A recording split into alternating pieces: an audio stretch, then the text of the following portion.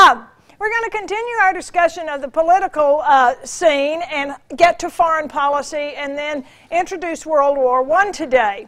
As you know, last week we talked about local politics almost exclusively with the political scene in Nashville, Tennessee. And the big issue here in Tennessee really was prohibition. And the state had already gone completely dry, so it should have been a non-issue, but it continued to be a subject of great debate.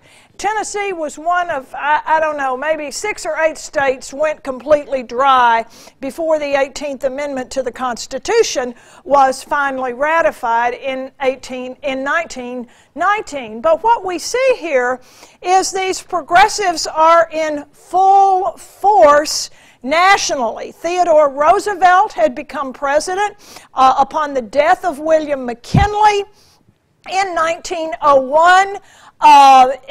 Roosevelt and McKinley could not have been more different human beings.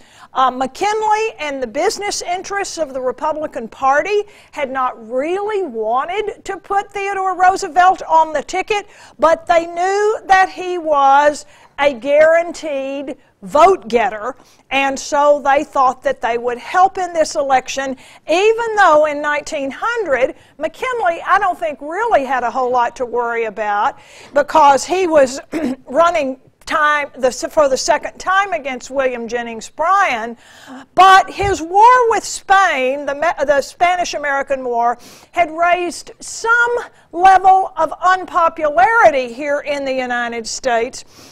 And there were people who had been opposed to that, and so we have now sort of divided as a nation, not so much between wets and dries, as between imperialist and anti-imperialist.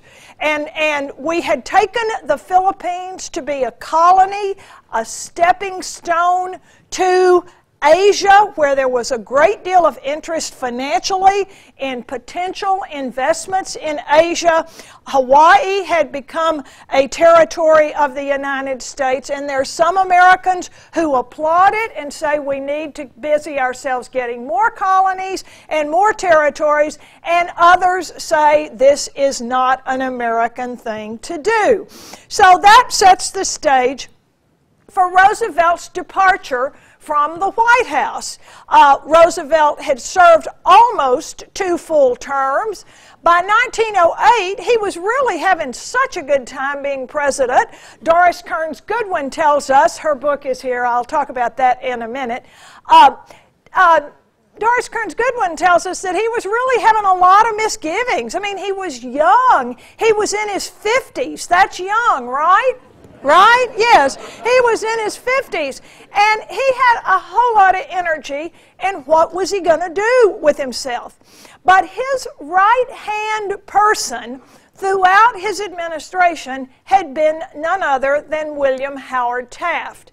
And the thing I really like a lot about the bully pulpit, and I promise I'm not selling books for our local bookstore Parnassus, but if you haven't gotten a copy, I know that they have some copies over at Parnassus.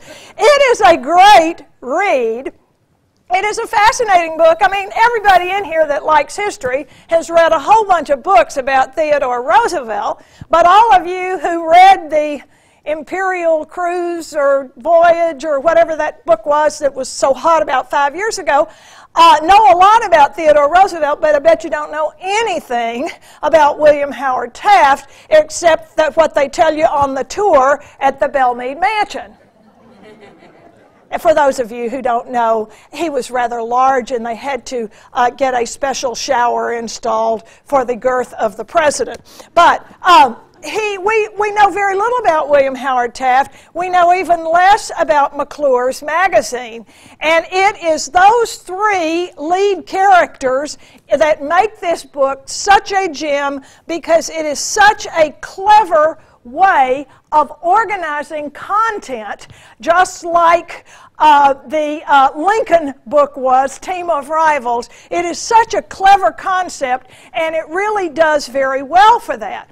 And Doris Kearns Goodwin is very clear that Roosevelt had a lot of misgivings, but he said he's going to do this. He's turning it over to his right-hand person. He is heading to Africa, and I won't bother you at all. I will not be telling you what to do.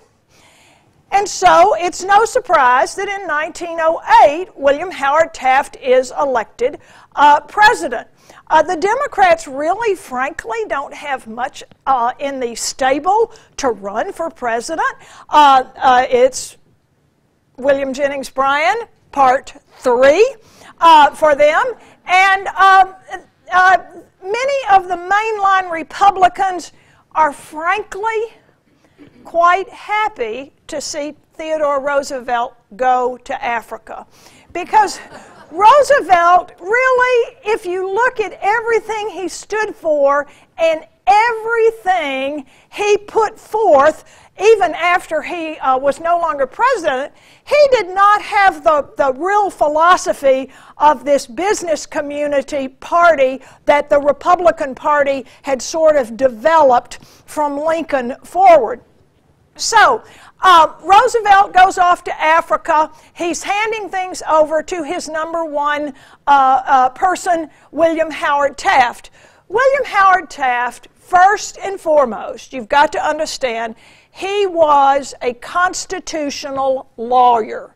And I think that's very important as this drama unfolds to understand that he had this legal temperament and he looked at things in a very different way. He was a magnificent lawyer. He was a terrible politician.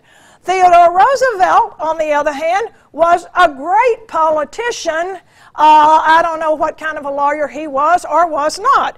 But William Howard Taft, his only goal in life really was to be on the Supreme Court.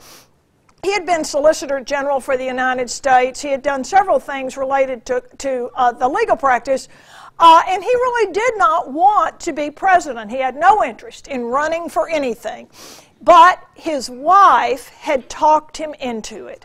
She talked him into it, and the great tragedy about his wife, Nellie Taft, is that shortly after they got to the White House, she's the one actually responsible for the cherry blossoms in Washington, D.C. She got those trees planted, but she had a stroke. And so she was always at the White House and attended public functions, but she was somewhat limited in what she could do as First Lady after she had that first stroke, and she had another stroke as well. So we really don't know what kind of a First Lady she would have been had she been in the White House for the 4 years that her husband was President of the United States.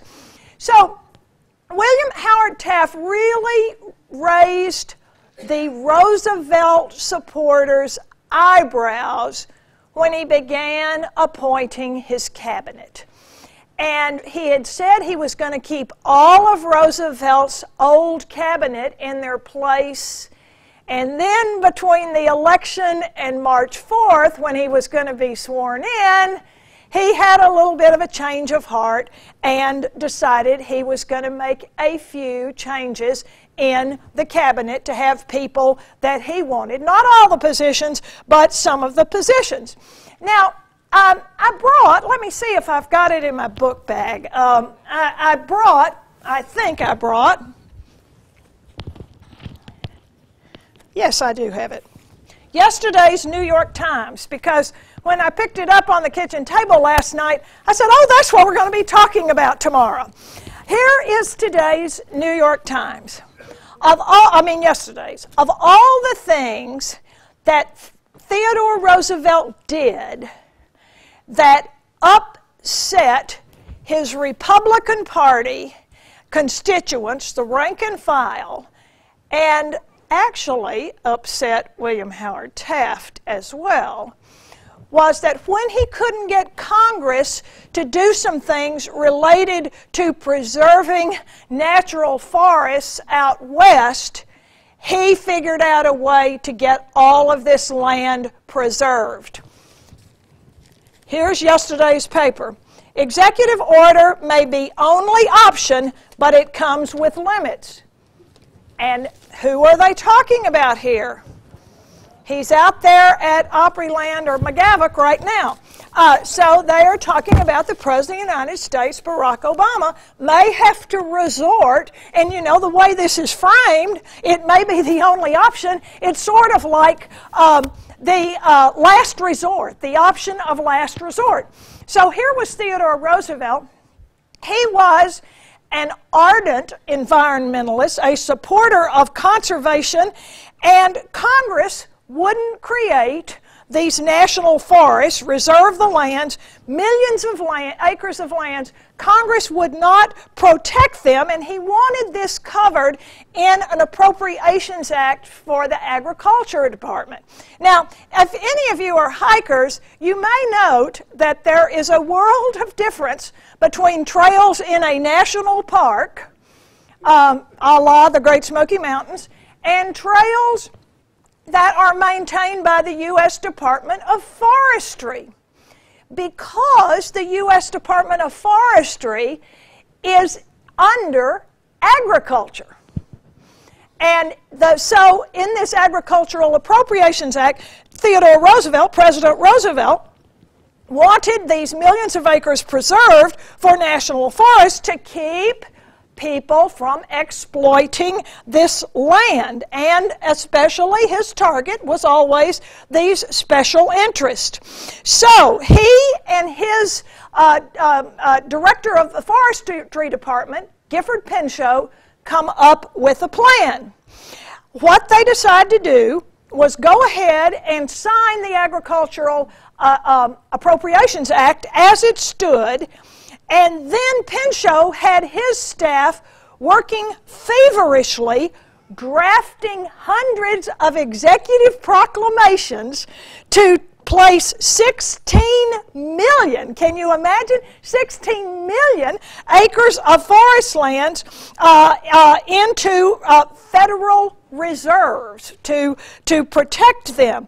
And as one staff member would finish one proclamation, it would be sent to the White House. Theodore Roosevelt would sign it with an executive order taking that many acres out of land, and he did this over and over. He created, according to Doris Kearns Goodwin, he created 36 national forest reserves in Oregon, Washington, Wyoming, and Montana.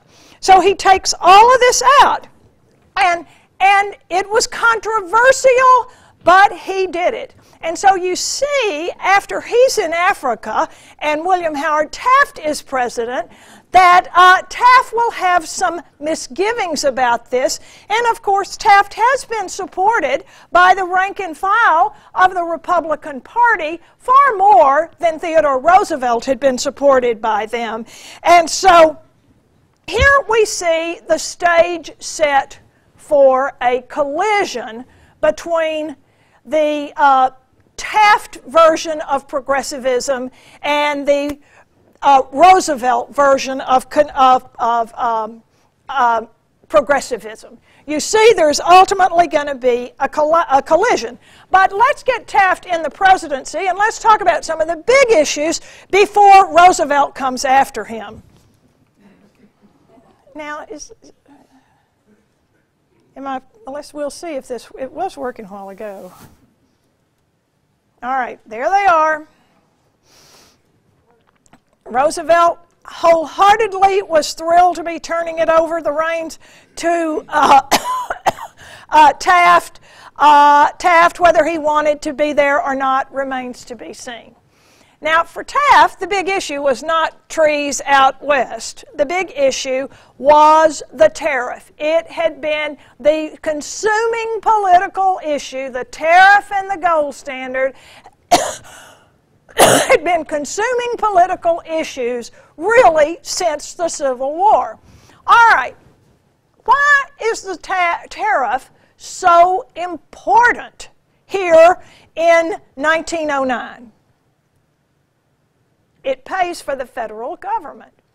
almost all of the government is being paid for by the tariff. And so you look around, who collects the tariff? The Customs Department.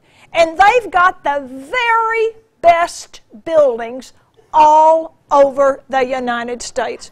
They are absolutely, these Gilded Age customs houses are the finest. Ours is no exception. You go down to the Customs House today, the offices of the judges who are in there are magnificent. They have high ceilings. They are stately.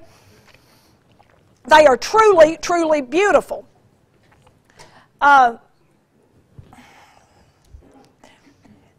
Some of you have seen this building. I know this is in New York City. It is down very near the end of Wall Street.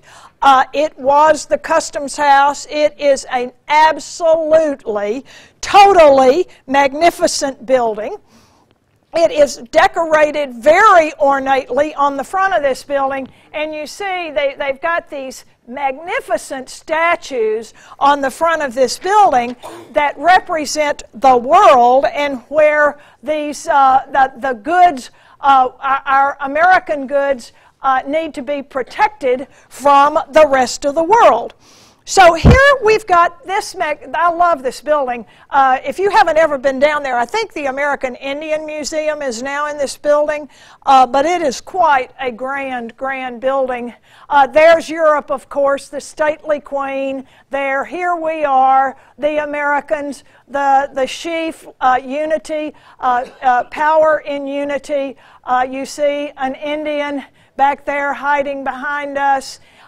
Here we have Africa represented, and notice this dark sort of shrouded figure here, the dark Africa. It is quite a lovely building. So the populists had really first brought up the issue of we've got to do something about the tariff. Well, if you're going to do something, you're going to have to replace that source of revenue.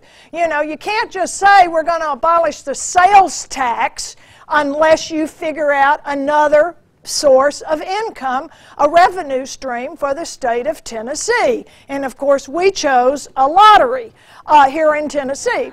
But nonetheless, we are still debating the sales tax here in Tennessee. Is it fair? Is it not?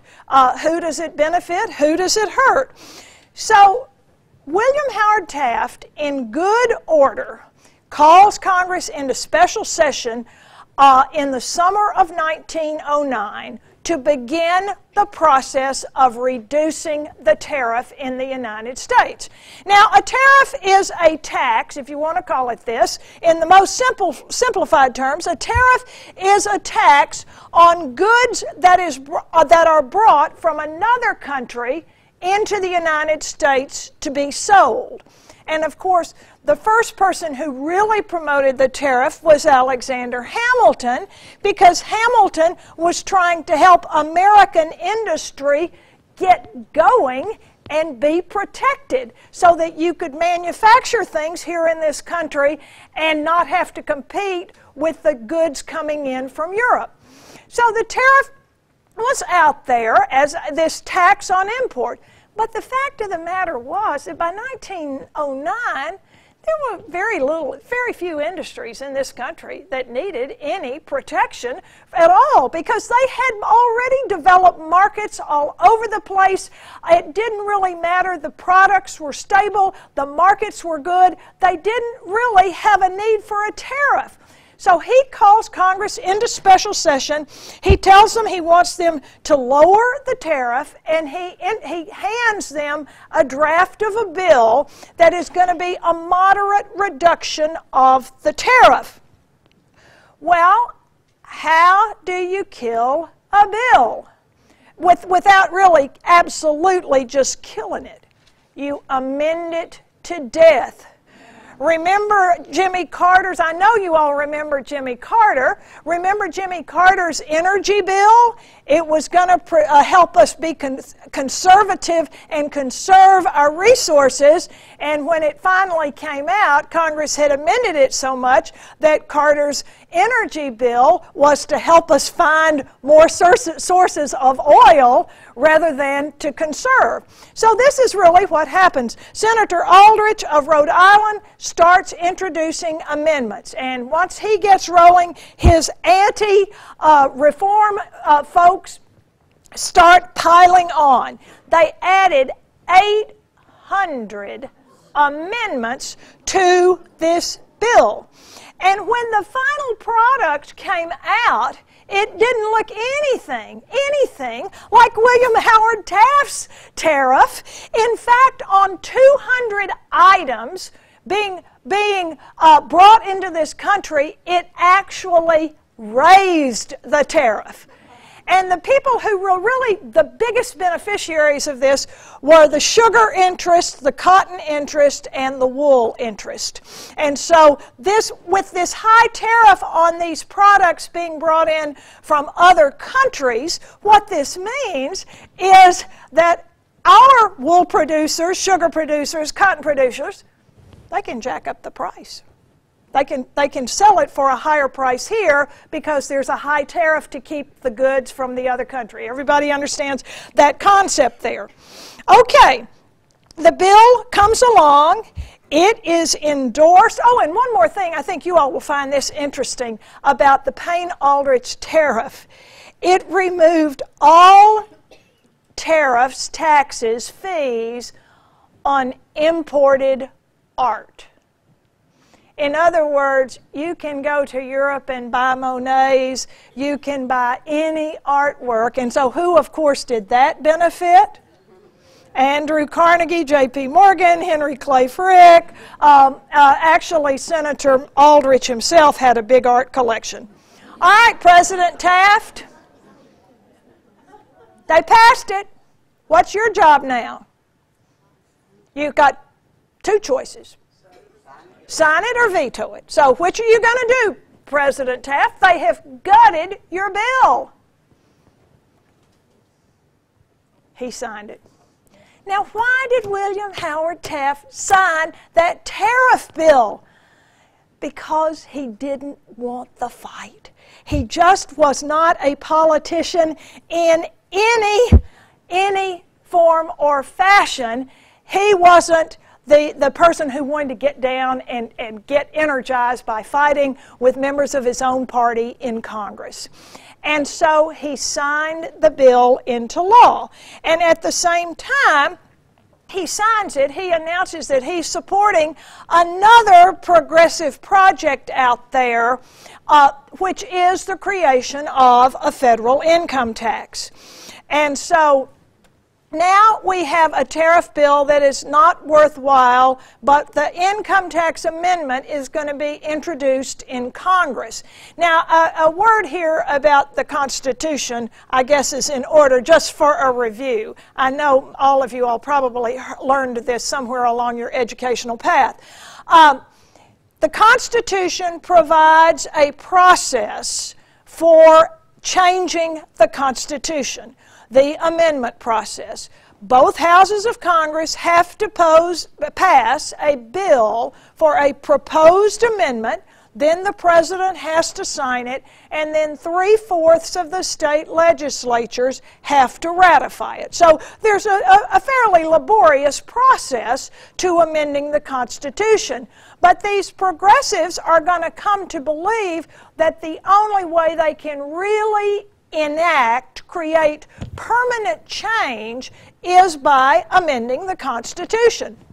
So this bill will be introduced into Congress, and it will get in the pipeline to be sent out to the states to be ratified, and it will become part of the Constitution. Amendment number 16. There are 4 amendments that we usually look at as the progressive amendments, 16, 17, 18, and 19, and we'll talk about these here today and in the days that follow. Now, this amendment is brought in. Income tax, taxing people based on their income, that was not a new idea. actually, the first president who actually got Congress to pass an income tax law was Abraham Lincoln. And he was doing this because he wanted to pay for the war, to pay his soldiers. And so Congress passed a Revenue Act after the Civil War began to pay for the war. And 10 years later, after Lincoln is dead and Grant is in the White House, Congress repealed that income tax law. Well, in 1894, after the panic of 1893, when we're having so much financial difficulty individually and collectively as a country, Congress passed a federal income tax law, which was a flat rate. Now, it was deemed to be unconstitutional. Congress passed it. And the reason it was deemed unconstitutional was because in Article 1 of your Constitution and mine, Section 3, it tells us that in order for taxes to be laid, they have to be proportioned among the states. And I think probably Southerners were the ones who wanted to make sure that they didn't get taxed by Congress at a higher rate than some of the northern states. So because this was on individuals, in order to create an income tax, Congress can't just pass a bill to create an income tax. They absolutely have to amend the Constitution to override that part of the Constitution. So it comes into action, and it's ratified in 1913, shortly after William Howard Taft is now at Harvard Law School teaching law, and the president is Woodrow Wilson. All right. In Roosevelt went off to Africa, and in 1910, Roosevelt is in actually Norway to collect the Nobel Peace Prize. Most of them are awarded in Sweden, but this one is awarded in Norway. And so Roosevelt has gone to Norway to pick up his award. And after Africa, and he would have come home earlier, but then he got called to England for a funeral, and so when he gets to England, he finds out that all manner of chaos have broken out here in the United States. First of all, President Taft decided to rescind the executive orders that President Roosevelt had signed preserving this land. He was under pressure by, I guess you and I here in Nashville would call them the developers, and he was under pressure by them, and so he decided to allow some development on this land.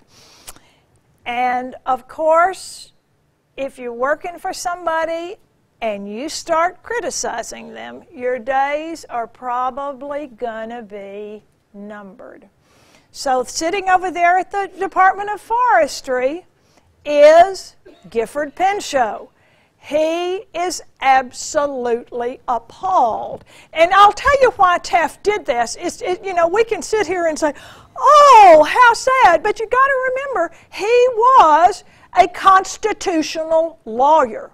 And he did not think that the president really had the authority to do this except in the most extreme of circumstances. Now, Bill Clinton did it with national monuments. Harry Truman did it with desegregation of the Army. Abraham Lincoln issued one of those proclamations, the Emancipation Proclamation. I think you've heard of that one.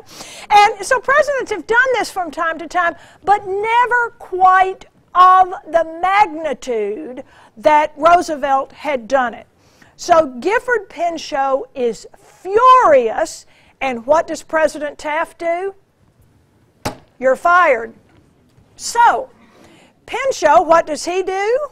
He gets on the first boat to England, where he will be telling on the president. He goes to tattle to his buddy, former president, who likes to be called the Colonel, not President Roosevelt, but Colonel Roosevelt, he goes to England to talk to Colonel Roosevelt about all of this, and then Pinchot starts leaking his dissatisfaction and Roosevelt's dissatisfaction to the press.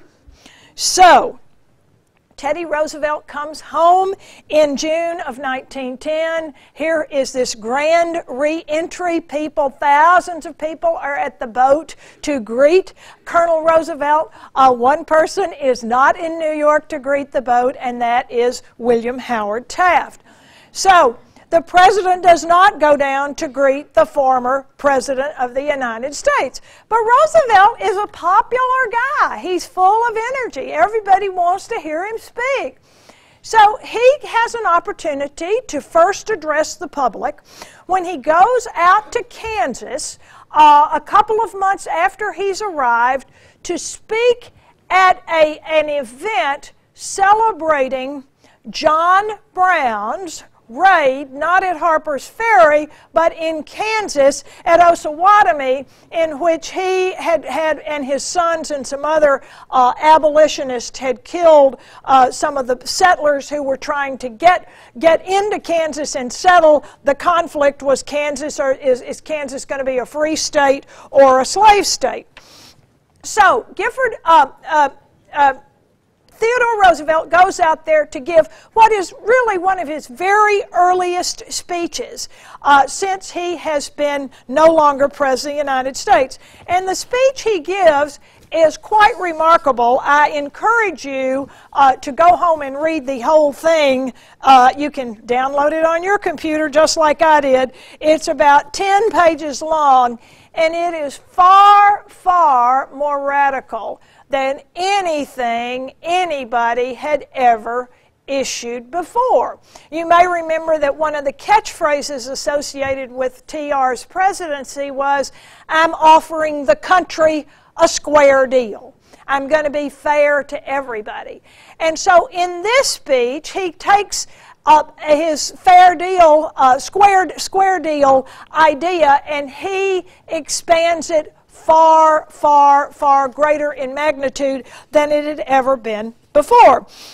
This speech is called the New Nationalism Speech, and if you just put into your search engine New Nationalism Speech by Roosevelt, you will get the whole thing up and you can read it in detail. He calls for things that had never been dreamed of in this speech. He calls for things like the direct election of senators.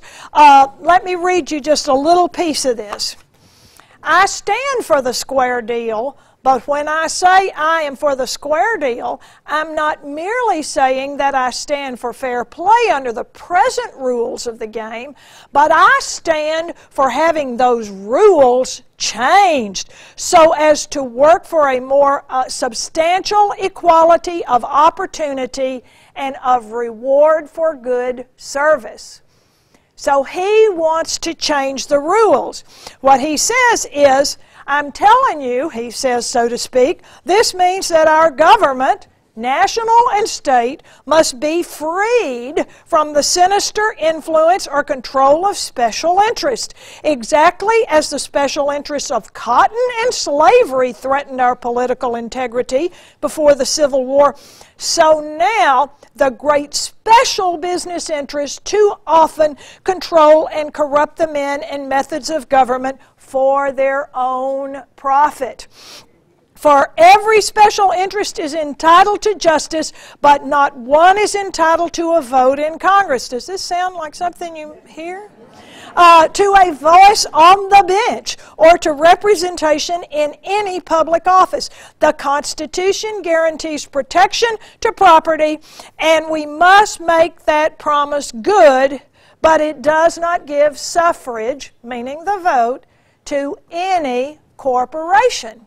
Well, I mean, this speech is quite an interesting outline of what he wants this country to become, but you got to remember, Theodore Roosevelt was a Republican. So you got to keep this in mind. What he's saying is, I'm going to support really a redistribution of the wealth, a closing of the gap, a change of dramatic nature. So from this point forward, he is on the speaking circuit, and at every single juncture, he criticizes the President of the United States. So you can imagine where this is going. Roosevelt, is somewhat delusional, I would say, about what his assessment of his power and the Republican Party. One of the lead muckrakers who worked for McClure's magazine in the Bully Pulpit book is Ray Baker, who was a writer, a longtime writer, and worked for McClure's, and was one of those people that ultimately got called the muckrakers by none other than Theodore Roosevelt, I might add. This is what Ray Baker said about Roosevelt. Roosevelt never leads, he always follows. He acts, but he acts only when he thinks the crowd is behind him. Upon all the great issues which he has championed, the country was prepared before he entered the arena. And so what Ray Baker was saying, that, you know, there was momentum for doing something about redistribution of the wealth and shifting the rules. And Roosevelt sensed, he put his finger up in the wind and he sensed that. And so once Roosevelt sensed that, he followed the crowd down that path. So we've set the stage for the election of 1912. And I got to tell you, we've had a lot of interesting elections. Some of them have been in our lifetime. But this one, the presidential election of 1912, may actually be the most colorful, entertaining that you have ever seen. I love this cartoon. Here is poor President Taft. He's unhappy being president. He eats, he plays golf. He is all tangled up in all of this mess. And there is Teddy, looking in at this mess that in his opinion, the mess that Taft has created. Doris Kearns Goodwin said that she thought that Taft was a better progressive than Roosevelt, but that he was a much worse politician than Roosevelt was. So we're going to have quite an election in 1912. And Roosevelt has this notion, in spite of this new nationalism speech and the content of it, he honestly believed that the Republican Party, when they had their national convention, would actually dump their incumbent president and give him, the former president, the nomination. He clearly thought that he was going to get it. And so this meeting takes place in Chicago. We have 3 conventions that summer. And the first debate, which goes on for well over a week, the first debate is which delegation from which state are we going to seat? Are we going to seat the Roosevelt Republicans here? Or are we going to seat the Taft Republicans? And who elected you Roosevelt Republicans? And who elected you Taft Republicans to be delegates to this big old convention in Chicago? So, mostly the Taft delegates got seated. But here we've got a showdown. Roosevelt really expects to get the nomination. Well, you and I aren't surprised. They nominated the incumbent president, William Howard Taft. So Roosevelt and some of his most ardent supporters, including Jane Addams, storm out of the Republican convention, and you can imagine what this little scene, if only we had had television back then, they storm out of the Republican convention. We don't have to take this. All right, what are you going to do? Create a third party.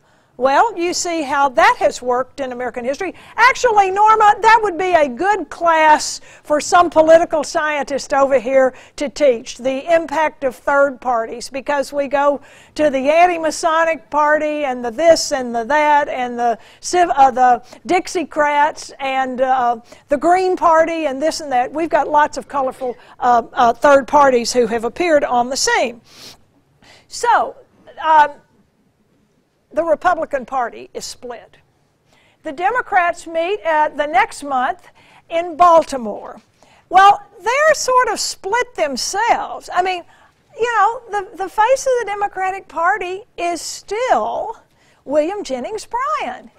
And, you know, he's lost 3 times now the presidency, but who else have we got? And he really has the support, William Jennings Bryan really has the support of this branch of the Democratic Party that wants reform of the national structure of governance. And so he's, you know, it's hard to think of William Jennings Bryan as a liberal, but he was probably over on the liberal side of the Democratic Party on many issues there.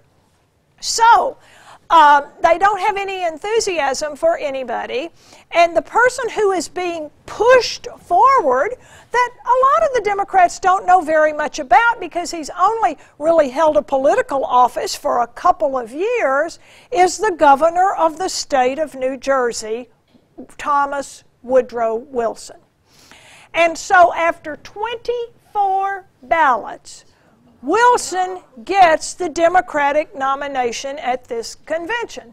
So now I think it's time to stop and say a little bit about Woodrow Wilson, who he was, because he is a very interesting person, and I think probably more than any other person right now who was president, the historians are sort of reanalyzing him and reinterpreting his presidency and lots of things related to him. You know, those of us who have lived through the 50s and the 60s and the 70s, we look back to when Jimmy Carter was elected president in 1976 after Watergate. And you know, the thing that people know about Carter, and they knew pretty much from day one, was that he was an incredibly sincere religious man. He made that very clear when reporters interviewed him. He was considered to be an evangelical, born-again Christian. And that would color his presidency and a lot of things he did. But what we kind of forget is that Woodrow Wilson was probably more of a religious person than Jimmy Carter, if we're comparing. He was equally religious. He was born in Virginia. His father was a Presbyterian minister. And remember, the churches, the Southern Baptist, the Baptists, the Methodists, the Presbyterians, were all still split over the issue of race. His father was a Southern Presbyterian. So when Woodrow Wilson is a little boy, his family gets transferred to Augusta, Georgia. The church in Augusta calls his father to be their minister. And so Franklin Roosevelt's, the big part of his growing up is in this manse next door to the Presbyterian church in Augusta, Georgia. And this will really affect his life and some of the decisions that he later will make when he becomes president. He is an incredibly good campaigner, and this sort of surprises everybody because he had been a college professor, for goodness sakes, before he became governor of New Jersey. He was a progressive. He called for lots of government regulation and reforms, but he was an amazingly good speaker. And because of the fact that he had studied systems of governance and systems of government, one of his big dissertation-type papers was about the superiority of the parliamentary system to the congressional separation of power system that the United States has. But he was a student of government, and he knew how it worked. He knew who won, he knew who lost, he knew why they won, why they lost. He was quite an astute candidate. Now, an interesting thing, you know, as I say, since I'm sort of the promoter of local history here, I always like to say all roads lead to Nashville, and they do one way or another. So let's see how we can tie Woodrow Wilson to Nashville. We've tied Teddy Roosevelt. Let's see if we can figure out how to tie him here. Did you know that Woodrow Wilson's brother, Joseph Ruggles Wilson Jr., his younger brother by about 9 or 10 years, was the editor for a while of the Nashville Banner? And more interesting than that, I know that one of the Graham's children went to Rhodes College in Memphis. I bet some of your children, some of you went to Rhodes. You know, it wasn't called Rhodes, it was called Southwestern. It is in Memphis, but it didn't start out in Memphis. It started out in Clarksville, Tennessee, right up the road. So, Reverend Wilson, the father, had gone from Augusta to Columbia, South Carolina, and then he had ended up on the faculty at Southwestern College, Southwestern Presbyterian College in Clarksville, Tennessee. And he was there. The young son takes this job at the Banner. He's not particularly happy as a journalist, but he is there working at the Banner. And so we see that Woodrow Wilson has these connections here, and there'll be some support in Nashville for Woodrow Wilson, even though William Jennings Bryan actually has a lot of friends here as well. But Wilson's got the nomination. Roosevelt is going to now join somebody else's party. And this is the funny thing. We already had a progressive party in the United States. The Populist Party had sort of died out, and Bob La Follette, more than anybody, Fighting Bob, had taken up the cause of the progressives, the populists and the progressives, as they kind of moved forward. And he expected to run for president as a third-party candidate. He expected to be nominated, and guess who comes to rain on his parade? Theodore Roosevelt. And this is really described, it's very painful to read in the Goodwin book about Bob La Follette, because this kind of blindsided him out of nowhere when Roosevelt suddenly decided he wanted the job. So the nomination. So the progressives meet in Chicago. Bam, bam, bam. We've had 3 conventions, and they nominate former President Teddy Roosevelt to be their nominee. So we've got 3 nominations. And you know, you gotta love these cartoons. I really love teaching the progressive era to my college students because, you know, let's just face it, there are no really good cartoons of George Washington and the Jay Treaty, but there's lots of cartoons about Teddy Roosevelt, and you've just got to think how fun they are. Here is the late arrival at the political zoo. Here is our poor old elephant over here with one eye bandaged. He looks like he's a war veteran coming in right there. You see the poor donkey. Well, the donkey ought to be really happy about this, but it's going to take the donkey a while for him to get revved up about this. But here we've got Roosevelt, certainly, if nothing else, stealing the limelight and getting himself everywhere. Don't you love it? Don't you love it? I just think it's so much fun to look at this. And this was some reporters who, let us just say, were not in the Roosevelt camp. when he ran to the Bull Moose Convention, the Progressive Party became nicknamed the Bull Moose Party because Roosevelt acted like a bull moose when he stormed out of the Republican convention, and that was quite effective because he was a big hunter, you know. So here we've got Roosevelt here, and he takes over the Progressive Party. And so here you see Roosevelt, and what's he going to do? He's going to pull the whole Republican Party down into the mess.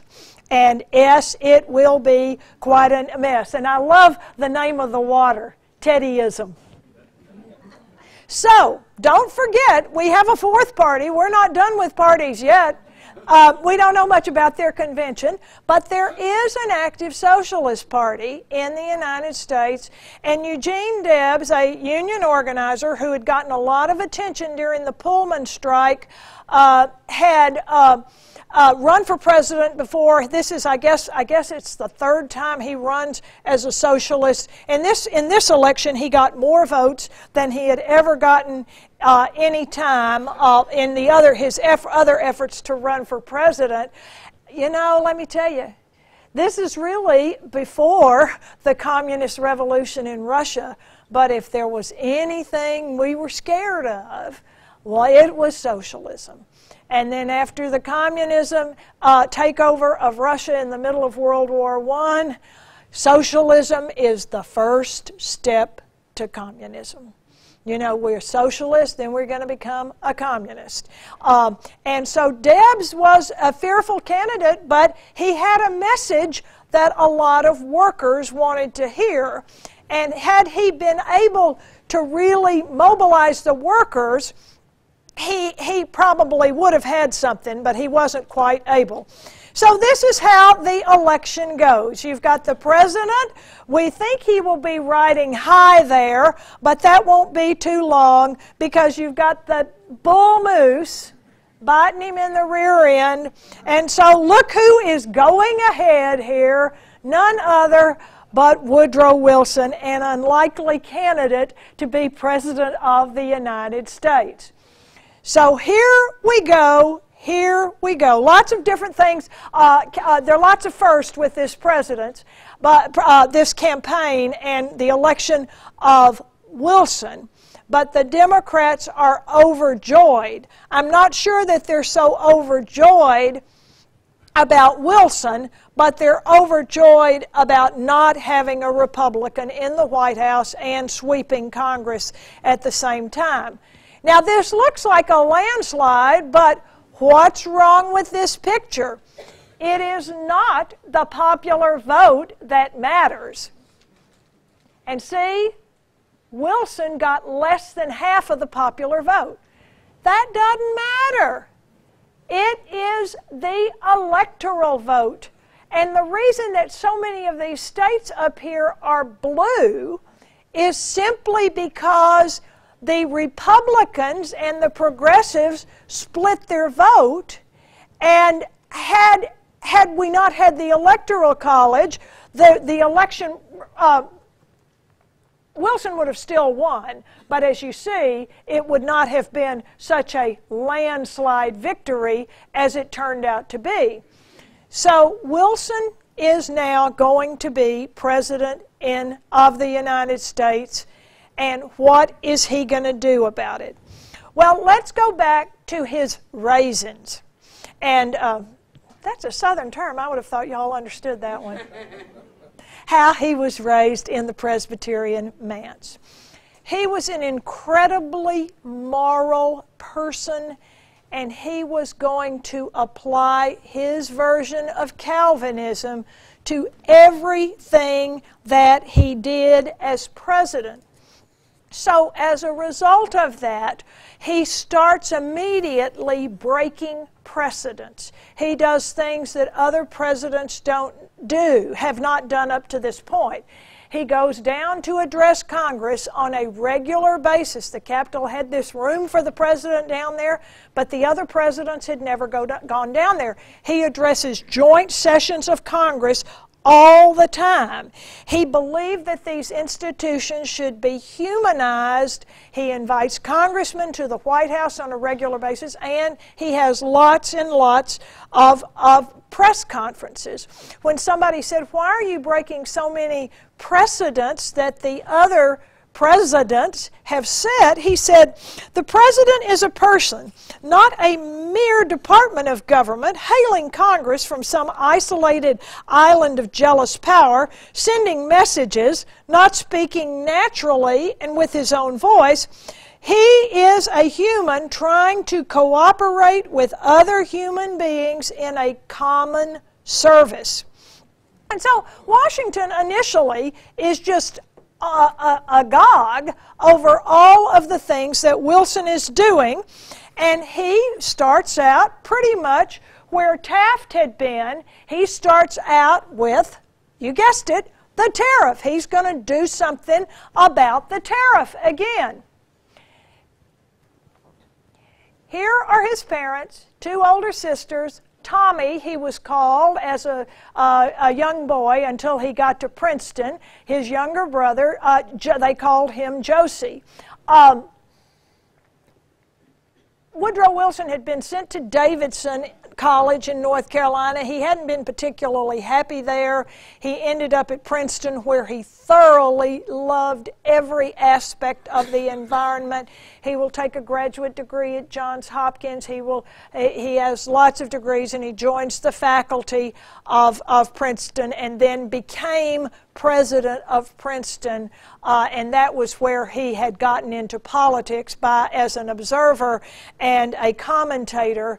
And then once he had done that, it's just a step before Democrats see how articulate he was, and he gets the nomination for president. There's the house where he grew up in Augusta, Georgia.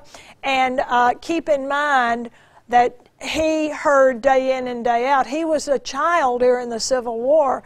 So he, more than any other president, I mean, look at the South. Don Doyle, I think it was, it said more than any other part of the country, the South has been shaped by the idea of war, and the Civil War was right there in his lap. He remembered very vividly when Jefferson Davis was arrested in 1865 and the Union soldiers bringing him down the streets. He remembered when his father took him on General Robert E. Lee's last kind of tour of the country in 1870 or 71.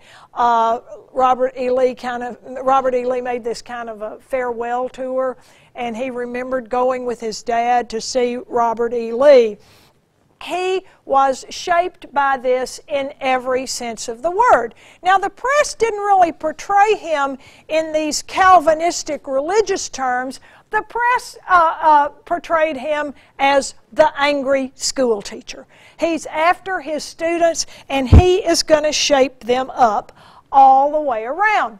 So what he decides to do is to go to Congress and let's really, really shrink the tariff and fix what William Howard Taft had not fixed with his tariff. So he calls Congress into session summer of 1909. He's just, the summer of 1913. Yes, 1913, the summer of 1913, he calls him into office and into special session, and we are going to fix the tariff. And there were lots and lots of items on there that finally, with him just politically playing the game during this one fight as masterfully as any President of the United States has ever gotten something he wanted through Congress that many congressmen did not want. Woodrow Wilson, in this one example, did it better than anybody. Now, if you're interested in learning more about Woodrow Wilson, this one came from the public library. I'll give a plug to the library. The library, support your library. We have one of the best public library systems in the whole country. I think you all know that.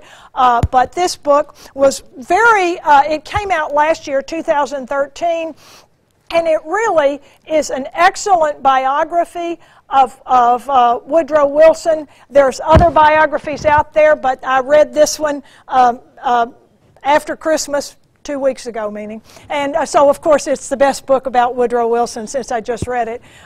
You know how that goes. But those of you in here who are Presbyterians will particularly like this book because it tells you all about his religious upbringing and how it shaped his presidency and his whole life. But it's really a very fine book.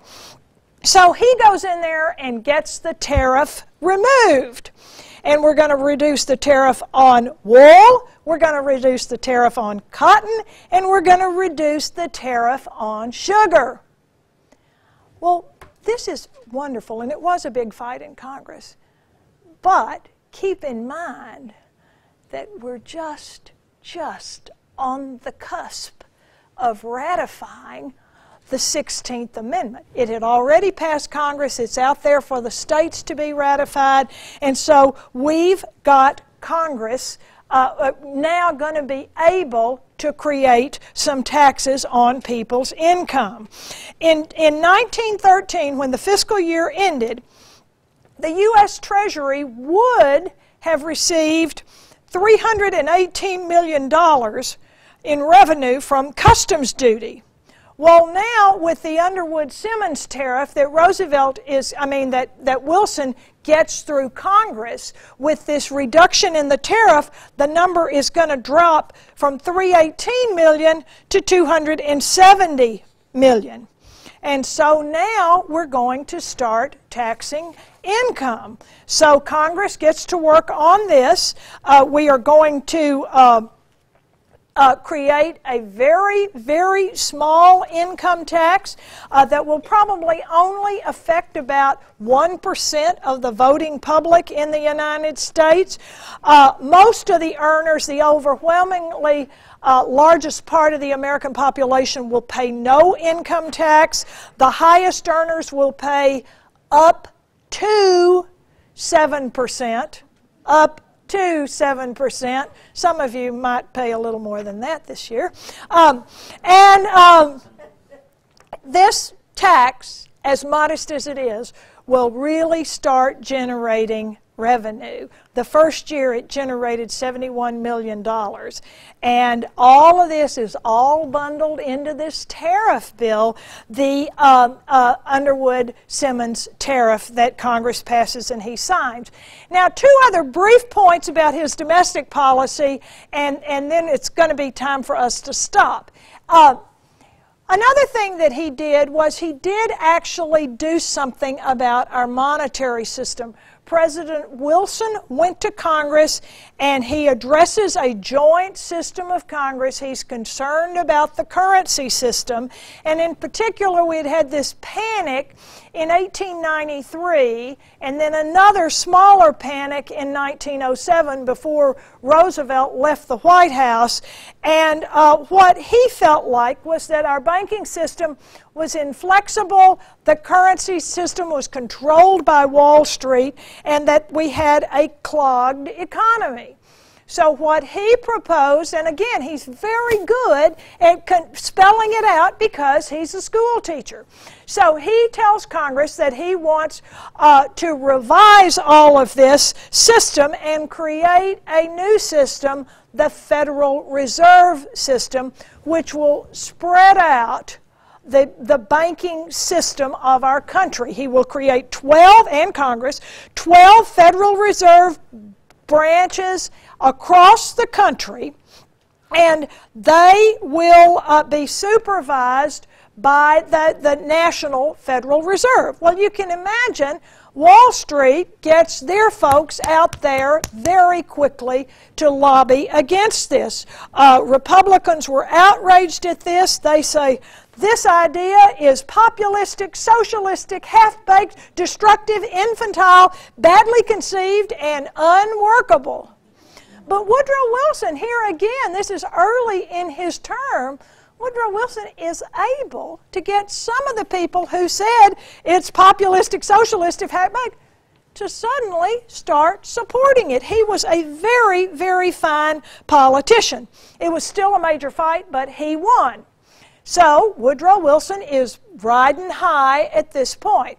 Now, the final thing I want to mention about his domestic policy, which is what is so troubling to us today, was his position on the subject of race.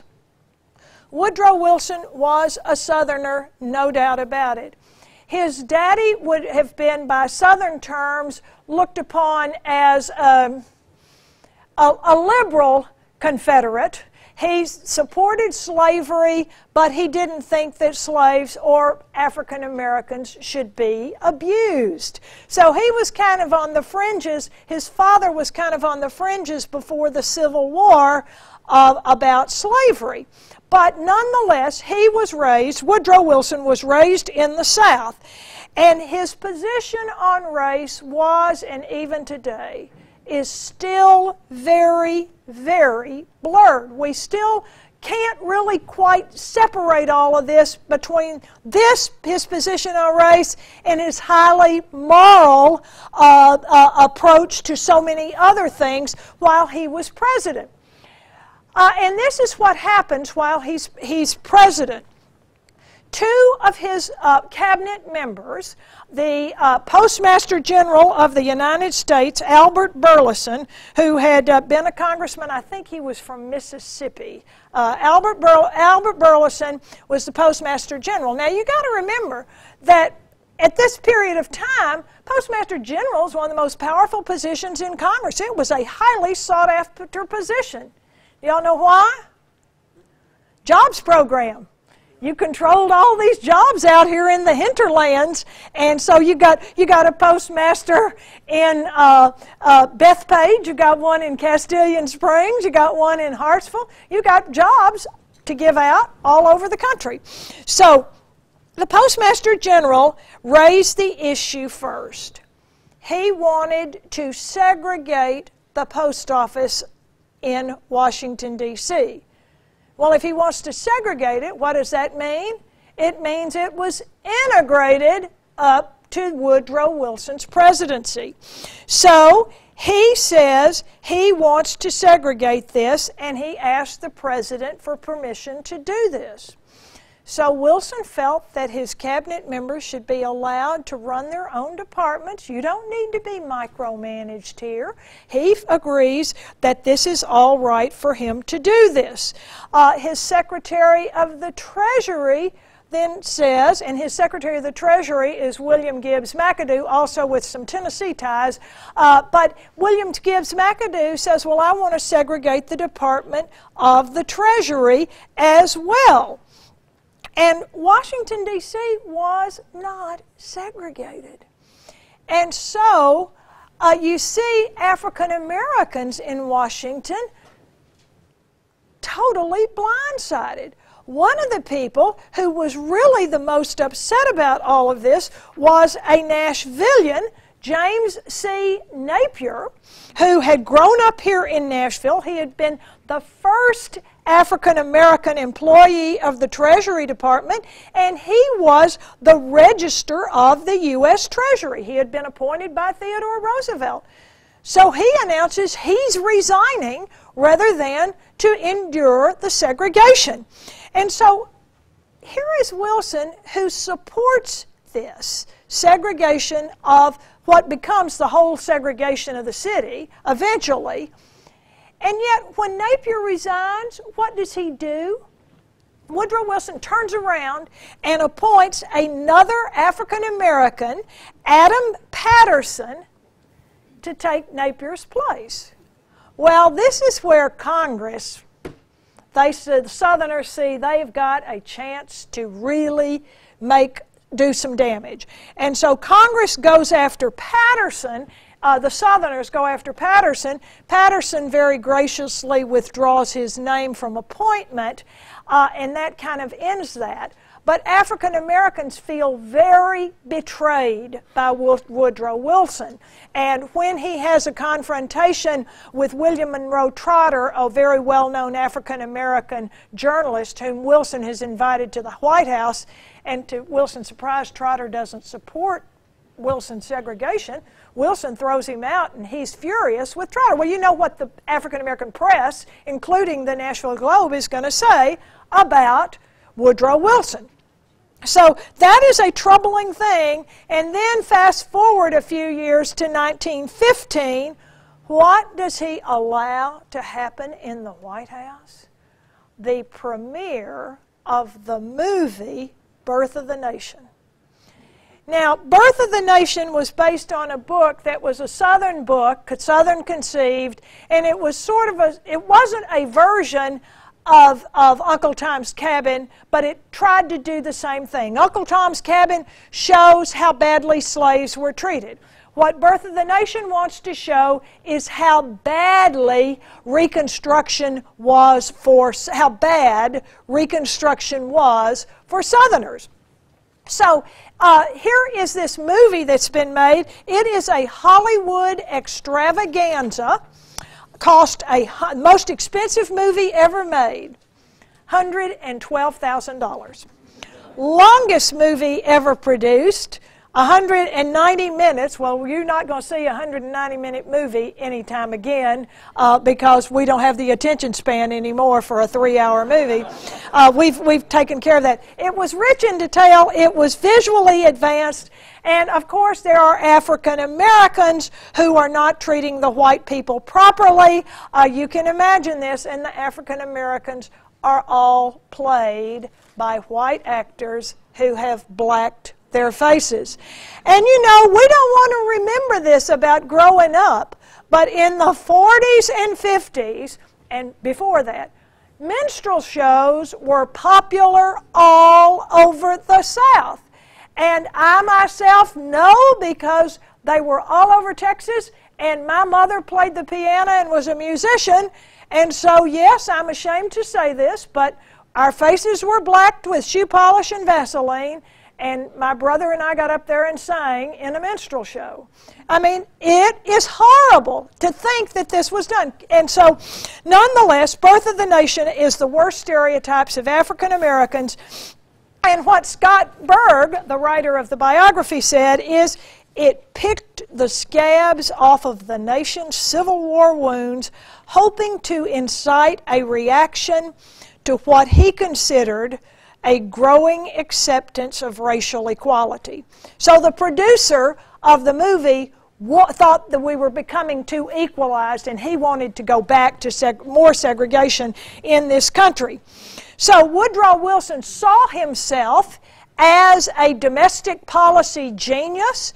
He made it very clear during the campaign, his first couple of years in office, that that was what his administration would be focused on, domestic policy. And then in 1914, the lights went out in Europe. So that is where we will begin next week. Now, I know y'all have got various places to go, fish to fry, things to do.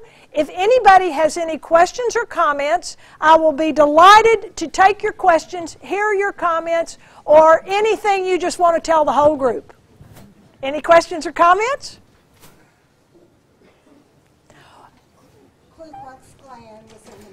The Klan was in the movie. Yes, it was. And you can see it on YouTube, although I can't imagine watching a movie on YouTube.